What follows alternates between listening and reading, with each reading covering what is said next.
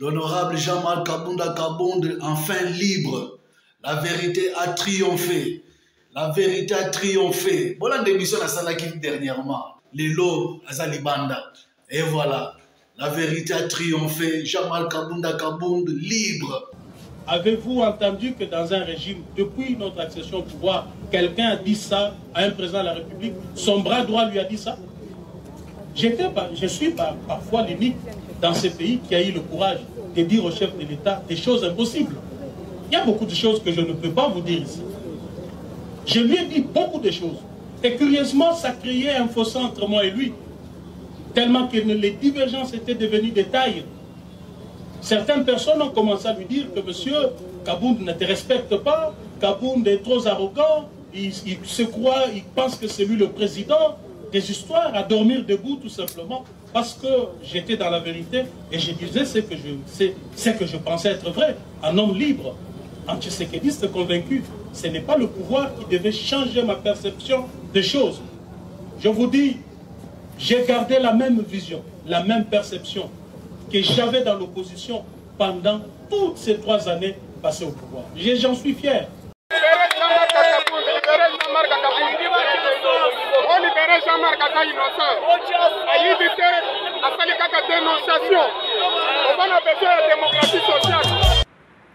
Congolaises et Congolais, bonjour. On se pose des questions d'où vient la guerre et où tawapi. Depuis que la Rwanda koloba o bazolo baba silisa guerre, na époque na bango, na mandat na bango basilisa la guerre. Depuis que la Rwanda yebisa bango ke basala ba corps na ba Rwandais. Des sources même ya bituma yonso tozala nango. Alors Jean-Marc Kabunda Kabonde ne cesse de le répéter. Nakoyebisa Chilombo ke bana bisinya signé ozo signé na bato na baza batu te. Ba vérité abanda koloba yango lelo esalike bakanga ye batia na boloko parce qu'il parlait, il disait tout l'homme sous bato banda kolinga koloba te. Ba vérité. So bolandi émission moko azoloba 9 fois sur 10, je lui disais ce qu'il ne voulait pas entendre. La question de l'insécurité dans la partie est de notre pays traduit de manière claire l'incapacité de M. Tshisekedi à imposer la paix, la sécurité, voire même l'ordre et la discipline dans ce pays. J'ai vu malheureusement, quand le M23 a pris Bunagana, donc quand le feuilleton M23 commençait, les manipulateurs de ce pouvoir montaient des messages dans des laboratoires, des services, pour dire voilà, il faut être patriote, le pays est agressé, allons faire ceci contre le Rwanda, faisons cela contre le Rwanda. J'ai vu même de jeunes gens marcher contre, faire un sit-in devant l'ambassade du Rwanda, et beaucoup se sont posés des questions. Mais pourquoi l'honorable Kabonde n'a même pas fait un tweet? Il n'en a pas même évoqué. Je n'ai pas parlé. Parce que je considère que ce qui se passe, on est en train de manipuler l'opinion et le peuple. Ici, il est question d'un État. Je vous ai dit ici qu'un État, c'est ça notre incarnation. Donc l'État est là. L'État, on ne l'attaque pas, on ne le bouge pas. L'État, c'est le sommet. Au-dessus de l'État, il n'y a rien. Lorsque M. Tshisekedi ne maîtrise pas la notion de l'État, voilà que nous sommes en train d'assister des choses auxquelles lui pense que c'est de la blague. L'État, ce n'est pas la 10e rue où on pouvait s'aventurer à faire ceci ou cela. L'État, c'est l'État. Il a ses mécanismes et ses moyens de fonctionnement qui requièrent de l'intelligence, de l'anticipation, de la sagesse dans les chefs de celui qui l'engage. Comment voulez-vous que la partie Est soit sécurisée dès lors que nous n'avons pas une politique claire en matière de défense et de sécurité? Dès lors que nous n'avons pas, le régime Tshisekedi jusqu'à aujourd'hui n'a investi rien, ni dans l'armée, ni dans la police. Comment voulez-vous que l'on puisse faire face à des nations autour de nous qui, d'ailleurs, sont en train de faire des efforts dans ce domaine? Donc aujourd'hui, le peuple congolais, plus particulièrement dans la partie Est, est sacrifié du fait que Félix Tshisekedi n'est pas en mesure d'imposer la paix dans cette contrée. On voudrait dire que le Rwanda agresse le Congo à travers le M23. C'est bon bien. C'est bon bien parce que la scène internationale, elle est ce qu'elle est. Ne pensez pas que nos voisins, tels qu'ils nous entourent là, ce sont nos amis. Ils sont en même temps amis, ils sont en même temps ennemis. C'est ça les relations internationales. Les pays sont des acteurs sur cette scène. Ils n'ont pas d'amis, ils n'ont pas d'ennemis. Mais ce sont de monstres froids. Alors, on a 9 voisins, on a 9 amis et 9 ennemis en même temps. Aujourd'hui, nous parlons du Rwanda. Mais demain, ça peut être Brazzaville. Pour mine de rien, il y a une histoire et il nous déclare la guerre. Demain, ça pourrait être l'Angola. Pour un petit accrochage, l'Angola se décide. Il nous déclare la guerre. Qu'est-ce que sera le Congo? Quel sera son peuple? Si nous sommes en train aujourd'hui de nous lamenter parce qu'un groupe armé, soutenu par le Rwanda soit-il, est en train de semer désolation dans toute la partie est du pays. Mais si alors demain, un État nous déclarait la guerre. Ou encore, je voudrais aller plus loin. Si c'est le Rwanda lui-même qui se décide alors de dire, voilà, je ne vous fais pas la guerre à couvert, je vous déclare la guerre. Donc nous allons fuir ces pays, n'est-ce pas? Nous allons donc fuir ces pays. Nous irons faire nos marches de soutien au FARDC en dehors de ces pays. Moi, je pense qu'au lieu de faire des marches de soutien au FARDC, nos FARDC n'ont pas besoin de soutien des civils. Surtout pas dans les réseaux sociaux, à travers des tweets, à travers des messages. C'est une aliénation de tout un peuple. En lieu et place de faire des marches de soutien au FARDC, en lieu et place de marcher contre l'ambassade du Rwanda, je crois que le peuple congolais aurait bien décidé de marcher contre Tshisekedi et son gouvernement pour exiger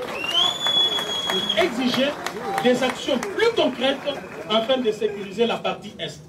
Le peuple congolais aurait plutôt marché pour dire à Tshisekedi qu'il devait être le plus ferme possible parce qu'il est chef de l'État, il est commandant suprême des forces armées, c'est lui qui devait donner les tons.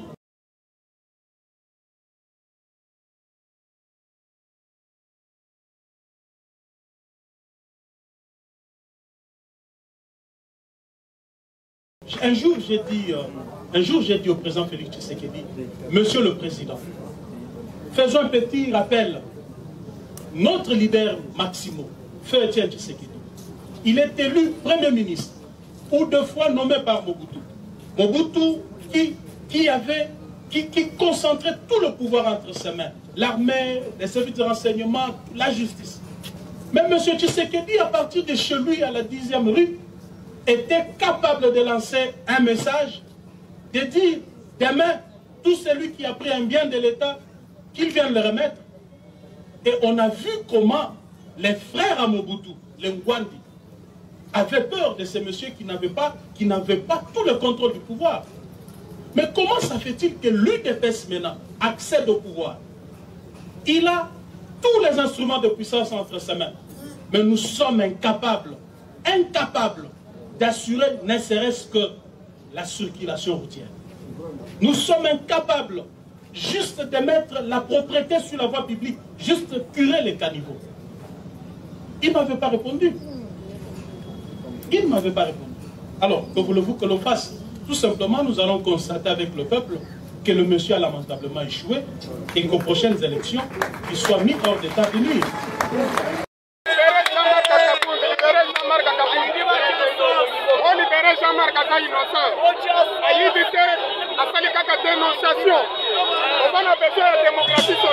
Jean-Marc Kabunda Kaboul, c'est un prophète. Voilà pourquoi tous Senga pour libérer Jean-Marc Kabunda Kaboul, pour libérer l'homme du changement radical, l'homme qui incarne le changement, l'incarnation du sphinx délimité. Et comme il tempé à Téléma, au service du peuple congolais, Oyo Boigna, Oyo Nzamba Pesa y connaissance, Oyo hérita de la part de Etienne Tshisekedi wa Mulumba. Dans la mission Moko, tout le monde a extrait wana, Oyo Moko na bato basalaka pe bazana ba gouvernement wana. Abeta lisolo ndenge nini makambo eselema po guerre wana esila de façade esila mais bakaba kande ba couloir bakaba mabele na ba Rwandais les autres ont subir. Depuis 2006, moi je suis député du Nord Kivu. Donc s'il y a des gens qui ont connu la guerre, pour ne pas dire qui ont fait la guerre, je suis parmi. La guerre, c'est pas quelque chose de facile. Hein? Les Akanangoli s'est quitté. Les Akafilm à remboté. Donc c'est quelque chose qui se prépare pendant longtemps. Dans cette région-là, Kagame a décidé de déstabiliser, j'allais dire le Congo, mais je préfère bien dire de déstabiliser fortement le régime de Tshisekedi. Et il s'est peut-être mieux préparé que nous, il faut le reconnaître, puisque nous ne nous attendions pas à ça. Pendant la campagne, il s'est passé ce qui s'est passé, mais jusqu'à présent, le président se comporte très bien.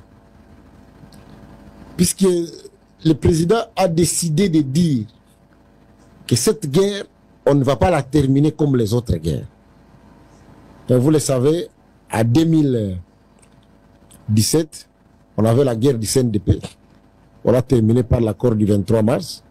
Avec l'accord du 23 mars, Bosco Taganda est devenu le numéro 2 de la région militaire à Goma. Ça veut dire, à des termes très clairs, le Rwanda a établi à la République démocratique du Congo, depuis 1996, des couloirs. Le premier, ça s'appelle les couloirs sécuritaires, et le deuxième, ça s'appelle les couloirs économiques. Les couloirs sécuritaires, c'est que depuis 1995-1996, c'est le Rwanda qui contrôle militairement à travers des militaires congolais la bande est de la République démocratique du Congo. À se créer lui-même ce qu'il appelle les couloirs militaires à l'intérieur de la RDC. Ça veut dire que pour que un ennemi entre au Rwanda, il doit déjà affronter les Rwandais au Congo. C'est ça la notion du couloir.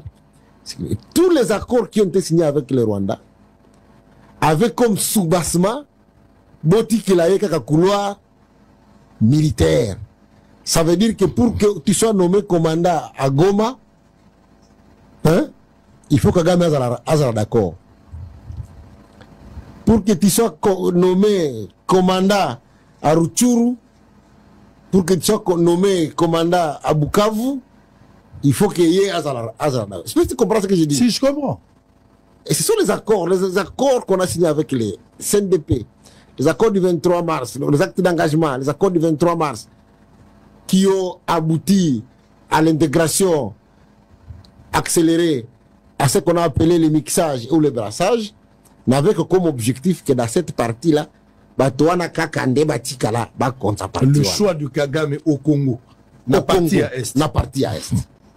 Ce qu'il appelle lui-même, il l'a dit il y a 3 jours, sa zone d'influence. Et puis, il y a les couloirs économiques, qui est en fait l'objectif même de ce couloir sécuritaire. En fait, il veut contrôler militairement les couloirs de l'Est pour s'approvisionner. Aujourd'hui, le Rwanda produit plus d'or que nous. Aujourd'hui, il produit plus de coltan que nous. Et ainsi de suite.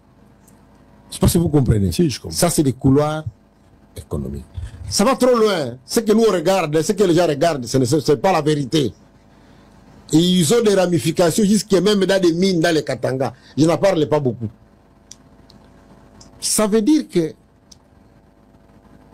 résoudre le problème tel que Kagame le veut, c'est accepter, mettre le Congo à genoux, et il l'a dit, pour que le Congo accepte de renouveler ses contrats, hein, de lui accorder les couloirs économiques et les couloirs sécuritaires ou les couloirs militaires. C'est ce que Tshisekedi a refusé. C'est ça le nœud du problème. Le président a dit non. Les gens ne comprennent pas quand il dit je ne négocierai pas avec ces panthères-là. Les gens croient que c'est. Pourquoi non. L'objectif aussi, il parle avec eux, c'est-à-dire que l'M23 va être en fait la partie visible du Rwanda en RDC et l'accord sera le même. Ils vont dire, nous allons être déployés, nous allons rester ici pour protéger les nôtres. Mais en fait, dessus des cartes, c'est-à-dire, c'est nous qui allons sécuriser, c'est nous qui allons rester sécuriser la frontière entre la RDC et le Rwanda. Donc moi, je dis que le président tient bon. Il tient bon. Et ce qui se passe sur le terrain, ce n'est que les conséquences de la position qu'il prend. Donc le Rwanda essaie de pousser trop loin pour l'amener à dire, en tout cas, je peux vous accorder momentanément ce que vous avez. Donc ce sont des moyens de pression que le Rwanda crée. Le Rwanda utilise pour contraindre le chef de l'État à accepter ce que Kabila avait accepté depuis avait toujours accepté depuis ces deux couloirs là. Les deux couloirs là. Économique et sécuritaire. Économique et sécuritaire. Voilà ce que je peux vous dire. Maintenant, quel est le problème que nous avons? Moi, je le dis, je n'aime pas trop à parler. Bon, les gens m'ont beaucoup dit non. Toi, chaque fois que tu parles de cette histoire-là, le problème, c'est que nous nous battons contre des ennemis. L'ennemi visible, qui est l'armée rwandaise avec les quelques officiers qu'ils ont recrutés, qu'ils appellent M23 ou AFC, je ne sais pas. Et les agents invisibles qui sont à l'intérieur de notre armée et qui travaillent pour les Rwandais. Qui ne sont pas forcément les gens que vous croyez. Puisque ici, nous, quand on voit quelqu'un d'origine rwandaise, on croit que automatiquement c'est lui, l'agent de... Parce que vous comprenez. De Kagame. Ce ne sont pas forcément les gens que vous croyez. C'est d'autres personnes qui ont été placées à des fonctions, qui ont été commissionnés à des grades, qui ont été nommés généraux par l'entremise de qui? Du Rwanda, qui sont dans notre armée. Ils ont été portés par le Rwanda. Pour devenir ce qu'ils sont. Et donc, ils sont toujours au service du Rwanda. Et c'est une équation très compliquée à régler. Puisque tout ce que vous planifiez, c'est connu d'avance par l'adversaire. Ajoutez maintenant à cela notre plus grande faiblesse, l'immoralité. L'immoralité, quand ça entre dans les... Quand je parle de l'immoralité, c'est la recherche effrénée de l'argent. Les gens sont prêts à tout pour avoir de l'argent. L'immoralité. Batindi au Kende Kosomba Masasi, au lieu où sont 50 boîtes, au sont 5 boîtes. Hein? Batunio, le nombre de gens qui sont dans ton unité, au lobby baza 100 pour que vous en mongo, alors que baza 10. Est-ce que si vous comprenez? Donc, quand vous combinez à l'immoralité, que je dois avouer, on n'a pas encore réussi à régler. Mais le président fait tout pour arriver à régler cette question. C'est pour cela que vous voyez qu'il y a des progrès. Maintenant, quelle est la situation actuelle? La situation actuelle, c'est que depuis l'échec de Luanda, il y a une intensification des combats. Les Congolais doivent se débarrasser des gens qui sont dans l'armée congolaise, qui ont été mixés en 2004-2005 par l'Union européenne, où on leur a demandé de mettre dans les FARDC, les forces armées congolaises, des gens qui venaient du Burundi, du Rwanda, etc., qui sont devenus du jour au lendemain des Banyamulenge. Ça, c'est une réalité. Moi, j'ai découvert ça d'ailleurs dans les rapports de l'Union européenne. Oui, mais les Banyamulenge se considèrent comme Congolais d'origine. Vous avez des Banyamulenge historiques et vous avez des Banyamulenge de circonstances. Vous y consacrez même un chapitre. Bon, j'ai découvert par exemple, et ça, c'est pas moi qui le dis, et ça devrait être l'objet d'un débat national au Congo. Je découvre par exemple que Laurent Nkunda, dont on parlait tout à l'heure, qui était devenu une célébrité, une star, chef de guerre, criminel de guerre au Congo, courtisé par Monsieur Obasanjo, Louis Michel et tout le petit gratin de la politique internationale. Eh bien, un rapport de 10 pages de la MONUC dit que Monsieur Laurent Nkunda n'est pas congolais. Il est rwandais. Il est rwandais et c'est pour cette raison qu'il est rentré chez lui. Et comment il est devenu congolais? Monsieur Laurent Nkunda était sergent dans l'armée rwandaise. Il se retrouve général dans l'armée congolaise sur la base, le fondement d'un décret de Joseph Kabila, lui-même étant issu de l'armée rwandaise, mais tout cela est quand même terrible pour les Congolais. Et je découvre aussi que le monsieur Ado Ayelo, c'est lui qui dit à Joseph Kabila de déchoir Laurent Nkunda de son grade de général et de le poursuivre pour les crimes commis au Congo. Donc, aujourd'hui, l'armée congolaise n'a pas que les officiers qui ont été formés dans les grandes écoles militaires. L'armée congolaise a aujourd'hui dans ses rangs des gens qui sont des parfaits criminels de guerre et aussi des gens qui viennent des pays dont on ne sait exactement pas d'où ils sont originaires. Donc, cette situation dramatique que vit l'armée congolaise rend l'armée congolaise inefficace dans ses opérations. Voilà, restez branchés, restez soudés. Bana ya France Mobimba, Alliance pour le changement, yango ese fongwami déjà. Et ça là, est vrai sur le sol français. Boye bana ko adhérer kala mingete sorti officiel les salema, bobo sanate tokozala na Milulu wana na Strasbourg pour ko exiger na parlement européen kolobete c'est vrai bolobi ba abolir l'accord wana ya minerai entre le Rwanda et l'Union européenne, mais comme il faut appliquer. Est-ce que il faut tout ce qu'il y a temps? Non, il faut qu'il y ait pression pour application et seulement le plus vite que possible. Voilà, Alliance pour le changement et c'est Bandaki. Vous voyez, on a un site nabiso achdiaspora.fr pour que vous ayez information. Chaîne YouTube Nabiso, La Voix du Changement, Diaspora France, Bolanda Bémission, et le Facebook ACH Diaspora France, Bokolanda, Onyo Josa Lokola, émission Nabiso, Topé, information concernant l'Alliance pour le Changement, Fédération France. Restez branchés, restez soudés, à toutes.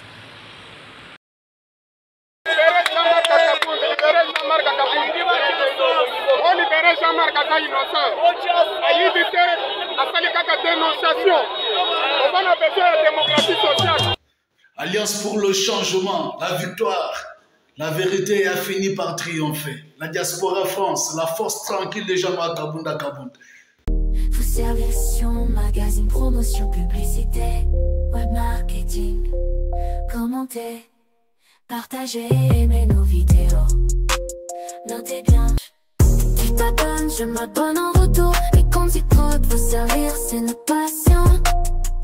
Tu t'abonnes, je m'abonne en retour. Et servir, c'est notre passion.